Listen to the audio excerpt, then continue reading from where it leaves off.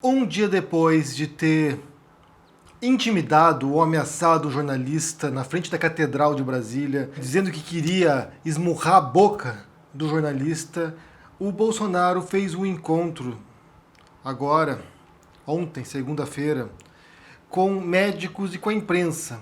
O evento se chamava Brasil Vencendo o Covid-19.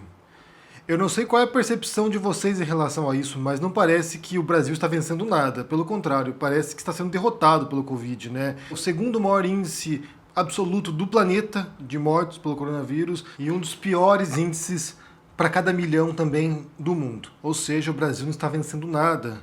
Infelizmente. Infelizmente, o que está acontecendo no Brasil é muito triste.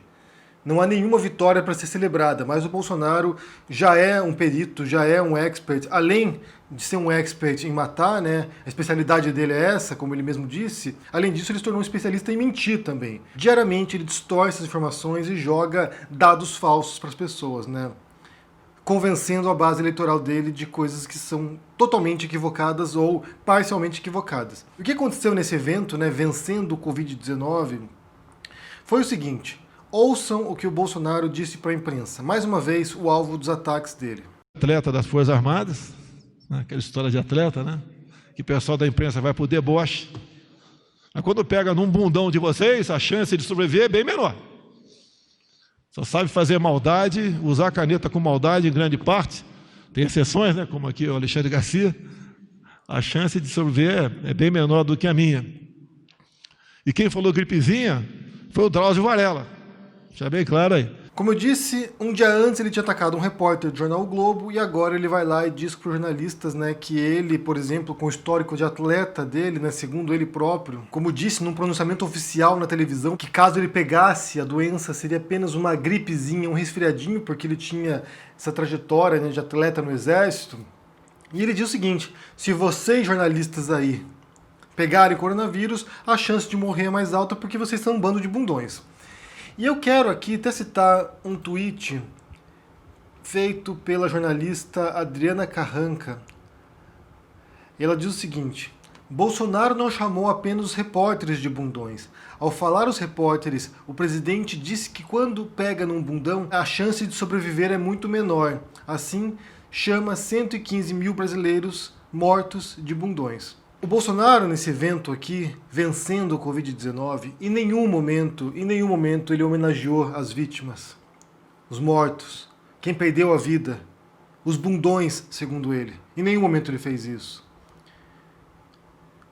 E mais uma vez a gente vê expressa aqui, o desprezo à vida humana, a falta de empatia desse presidente, a falta de senso de humanidade dele, e 2, o desprezo à imprensa também. Os ataques recorrentes que ele faz a jornalistas e a veículos de comunicação, que se tornou uma regra nesse governo. É alguém que antagoniza a imprensa e que só cria uma boa relação quando há com os canais totalmente alinhados a ele. Ele até menciona ali o Alexandre Garcia, né, que é um bolsonarista também, um passador de pano do Bolsonaro, também frenético. Ou seja, a imprensa só presta para o Bolsonaro quando o serve. Quando o critica, aí é fake news, aí tem que ser destruída, aí tem que meter porrada na boca do jornalista. Quando faz uma pergunta que é legítima, como a gente disse ontem aqui, uma pergunta que eles deveriam responder, tanto o Bolsonaro quanto a Michelle Bolsonaro. Por que que o Fabrício Queiroz, amigo de longa data do Bolsonaro, e o elo entre Bolsonaro e milícias cariocas, e que foi assessor parlamentar do Flávio Bolsonaro e possivelmente um dos operadores do esquema de corrupção, de rachadinha, no gabinete do Flávio Bolsonaro, por que que o Queiroz, que está preso agora, por que o Queiroz depositou vários cheques, totalizando quase 90 mil reais na conta da primeira-dama, na conta da Michelle Bolsonaro? Tipo, o que que é isso? Expliquem agora. Vocês têm o dever de explicar. A Michelle não deu um pio sobre isso, não abriu a boca para falar sobre isso. E o Bolsonaro, quando falou, ou foi para insultar jornalistas, ou foi para dizer que foi sim isso mesmo, foi um empréstimo por Queiroz e fingiu que não era nenhum problema. O que que tem nessa história? Eles têm que explicar. Eles devem satisfação aos brasileiros. Eles devem satisfação não apenas a nós, que somos oposição ao Bolsonaro, que criticamos o Bolsonaro diariamente, eles devem satisfação aos eleitores do Bolsonaro. a quem votou nele e que acreditou nessa ladainha, nessa conversa fiada do Bolsonaro de que não haveria corrupção no governo Bolsonaro, de que ele era um cara limpo, chama de corrupto porra. Ele deve explicação aos eleitores dele. São vocês bolsonaristas aí, vocês gado do Bolsonaro, vocês robôs do Bolsonaro, que devem cobrar uma resposta dele para isso. E não passar pano como fizeram também ontem, numa tentativa desesperada para tentar dizer que o que ele disse pro jornalista lá não foi isso, foi outra coisa, ele respondeu outra pessoa. Bem, é a venda, né, nos olhos, né? Pessoas que não querem enxergar a realidade e que estão vivendo num mundo paralelo agora de delírio e de negação dos fatos. Sinceramente, eu entendo que quem votou no Bolsonaro se sinta um trouxa agora, se sinta enganado, se sinta, sabe, fui feito de palhaço mais uma vez por um político. Eu entendo isso. Eu entendo que não é fácil para muita gente reconhecer que fez papel de idiota. Eu sei que não é fácil. Ninguém quer reconhecer que errou. Ninguém quer reconhecer que votou num sujeito incompetente, maníaco, possivelmente corrupto também, e que tem um desprezo completo pela vida humana. Ninguém quer reconhecer isso. Mas não adianta ficar negando. A realidade é a realidade. A realidade é tal como ela se apresenta pra gente. Ninguém está vencendo o coronavírus no Brasil. Esse evento aqui é uma mentira do começo ao fim, porque não há vitória no Brasil. São 115 mil mortos no país. Não há vitória. E eu até falei já anteriormente isso e vou repetir, que a gente tem que prestar atenção agora às eleições dos Estados Unidos. Está acontecendo agora essa semana a convenção republicana, que na verdade estão chamando de convenção do Trump, porque o Partido Republicano ele virou um partido trumpista, basicamente. Você tem agora a campanha de reeleição do Trump contra o Joe Biden, dos democratas, e o que acontecer nessa campanha eleitoral, o que acontecer nessa eleição, vai ditar os rumos para muitos países. Pode dar uma guinada nessa ascensão da extrema-direita global, pode sim, mas certamente vai servir de referência, de ponto de inspiração para o Bolsonaro. Como eu disse, agora virou uma convenção trumpista. O Partido Republicano é o partido do Trump. Essa convenção que começou ontem se tornou um culto à personalidade do Trump. O que eles têm dito aqui é basicamente o seguinte: Trump é a única salvação para os Estados Unidos. Se não for o Trump, o país vai entrar em colapso, o país vai ser destruído, vai virar um regime socialista por causa do Biden. O que é uma enorme besteira, porque o Biden, sinceramente, é a velha política democrata também, não tem nada de extrema esquerda, não tem nada de revolucionário, não tem nada de socialista, é o establishment democrático. Então, eles plantam essa mensagem de medo, mais uma vez, de medo, de ódio. Você teve um discurso ali, gente, que foi simplesmente pavoroso, que foi da esposa do filho do Trump, a Kimberly Guilfoyle, que foi simplesmente, sabe, assustador. Ela disse o seguinte: essa eleição é uma batalha pela alma da América. A sua escolha é clara. Que se votarem no Biden, se votarem nos democratas, o povo americano vai ser escravizado a um ponto que você não vai reconhecer mais o seu país. É basicamente uma campanha eleitoral fundada no medo e no ódio. E, para piorar a situação, né, o que pode também dar um gás para o próprio Trump também, que a polícia americana mais uma vez cometeu um ato de brutalidade contra o cidadão negro norte-americano, disparou várias vezes pelas costas contra o cidadão. Ele está vivo, ele está hospitalizado, mas as cenas que foram gravadas levaram uma nova onda de protestos nos Estados Unidos. Então nós tivemos aqui, semanas atrás, inúmeros protestos contra o racismo nos Estados Unidos, milhares de pessoas nas ruas protestando, o que levou também em algumas circunstâncias à depredação, a saques, e isso serve de argumento para a extrema-direita ou para o governo trumpista para tentar mostrar, olha só, isso aqui é uma obra dos socialistas, isso aqui é uma obra dos democratas que querem destabilizar a sociedade norte-americana. Então, se vocês votarem para os democratas, esse tipo de caos social será o novo normal. Eles vão lá e plantam a semente do medo. E é o que fazem no Brasil também. O Bolsonaro também é um sujeito que planta semente do medo.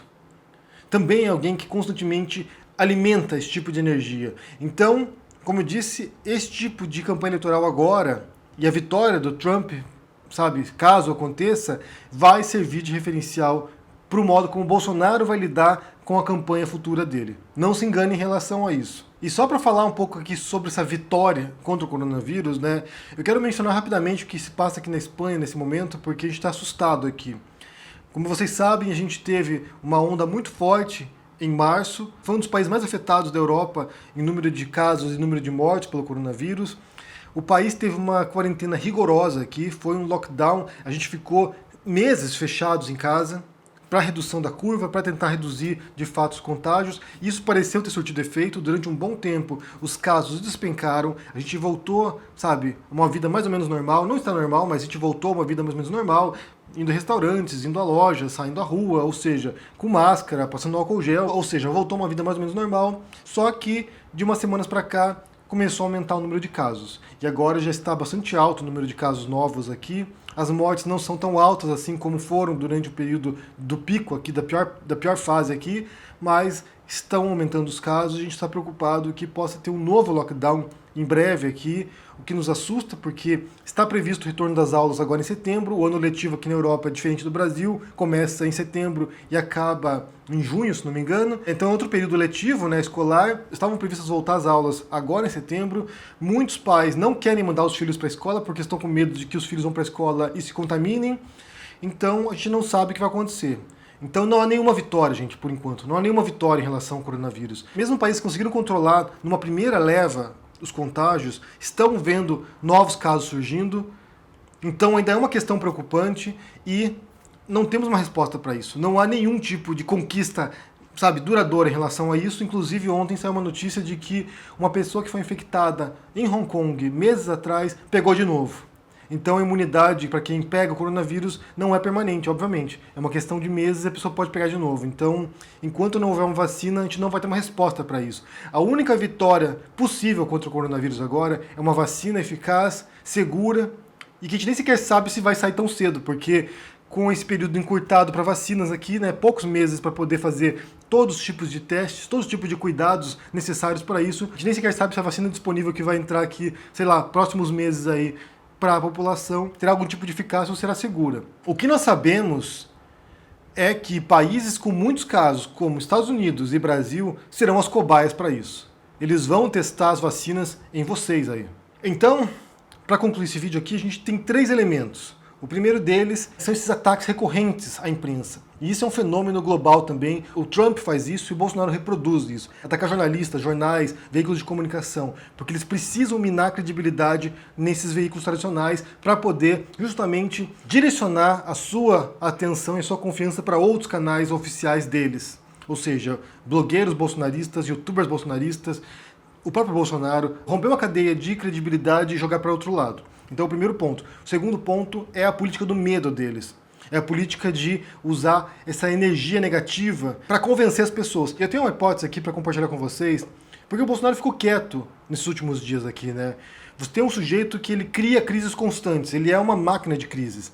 E ele estava quieto. Ele estava quieto e aparentemente ele tinha sido domado. Ah, agora o Bolsonaro vai parar de ficar criando essas crises. Só que eu acho o seguinte, a popularidade dele aumentou na última pesquisa, só que esse aumento da popularidade não tem a ver com a base eleitoral do Bolsonaro, tem a ver com uma parte da população que recebeu um auxílio emergencial e que agora vê no Bolsonaro alguém que, pelo menos nessa circunstância, fez alguma coisa. Quando esse auxílio emergencial desaparecer, esse apoio novo ao Bolsonaro vai sumir junto. Então é provisório, supomos aqui, né? É provisório esse aumento. Por outro lado, o Bolsonaro, ele mantém a base dele alinhada, ele mantém a base dele inflamada com base nas suas falas inflamatórias, com base nessas suas falas que canalizam o ódio e o medo. Então, se ele fica quieto, ele até pode ganhar um suporte provisório com base nas condições agora, na conjuntura atual no Brasil, com a renda básica emergencial, mas ele vai perdendo aos poucos também a base bolsonarista, que é o Bolsonaro antagonizando seus inimigos.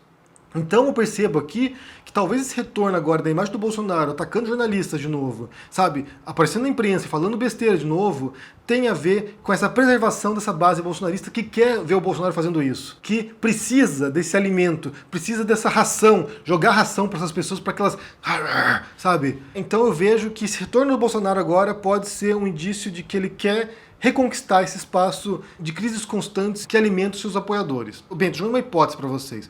Então o segundo elemento que eu falei aqui é esse elemento do medo, do ódio, de criar raiva, de criar inimizades, de instigar um grupo contra outro. E o terceiro elemento tem a ver com a pandemia mesmo, que não foi embora, gente. Não acabou a pandemia, não.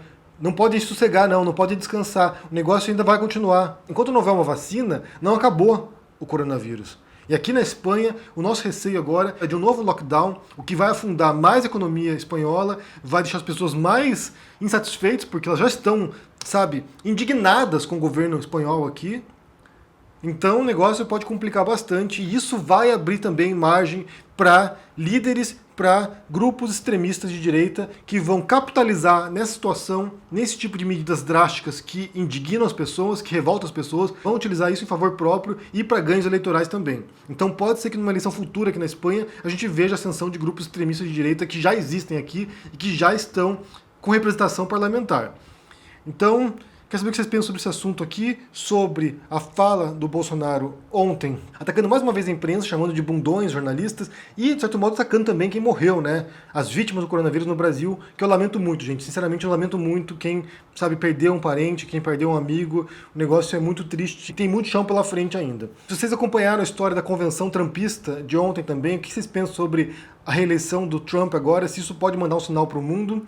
E também sobre a pandemia, como é que vocês estão lidando com isso, né? Depois de tantos meses aqui, como é que está a situação com você aí? Deixa no comentário aqui embaixo, deixa o joinha, assine o canal, se torne membro aqui para dar um apoio pro canal também. Confira o meu livro sobre o Bolsonaro, no qual eu falo muito sobre essa estratégia dele divisiva, de discurso de ódio, de discurso intolerante, de perseguição de opositores também. Confira. E confira também meu livro na pré-venda, O Rei dos Judeus, sobre o Jesus histórico, um romance histórico. É isso aí, gente. Um grande abraço e até mais. Tchau!